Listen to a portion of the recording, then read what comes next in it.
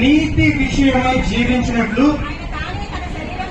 ఆయన తానే తన శరీరములు మన పాపములను వాళ్ళ మీద మోసుకెళ్ళి. ఎందుకంటే నేను నీతిమంతుడిగా జీవించాలి, పాప విషయంలో తెచ్చుకోవాలి, నేను తెచ్చుకోవాలి. కానీ నా ప్లేస్ నాకు చెప్పలేదు. సిలువ, నేను అంతకుముందు కూడా చెప్పాను ఈ మాటలు. సిలువ క్రైస్తవ విశ్వాసానికి మూలము, కేంద్ర బిందువు. ఇంటి మీద లేకపోతే మన స్టార్ గురించి మాట్లాడుకున్నప్పుడు మాట ఎక్కువగా మాట్లాడుతాం కదా, మన ఇంటి మీద సిలువ వేసుకుంటాం, బళ్ళ మీద సిలువ వేసుకుంటాం, కానీ హృదయాల మీద మాత్రం ఏమాత్రం సిలువ వేసుకోం.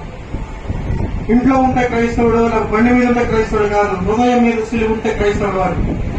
ఈనాడు ఈ రోజుల్లో చాలా చోట్ల చాలా మందికి ఆ మేకులతో వేలాడుతూ రక్తమంతా పోయిన తర్వాత, నీరు చెమట బిందువులాగా పోయిన తర్వాత దాహం కొంటూ గుద్దుతుంటే, కలుస్తుంటే, ఉమ్మి వేస్తుంటే అన్ని సహించినటువంటి దేవుడు పలికినటువంటి రెండో మాట ఏంటది?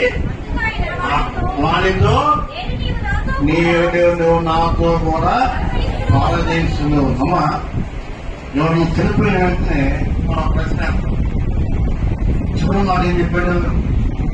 చివరి మాట ఏం చెప్పాడంట అంటే చివరి మాటకి చాలా ప్రాముఖ్యత ఉంది. ఉదాహరణకి దావీదు మహారాజు సామాన్యుడు, గొర్రెల కాపరి, గొర్రెల గట్టు నుంచి పిలువబడినవాడు, కనిష్ఠుడు, ఎన్నికలేనివాడు, గొప్పవానిగా చేశాడు, గొప్ప చక్రవర్తి అయ్యాడు. అసలు దావీదుకి దేవుడు ఎంత దగ్గరగా ఉండేవాడంటే అంత దగ్గరగా ఉండేవాడు.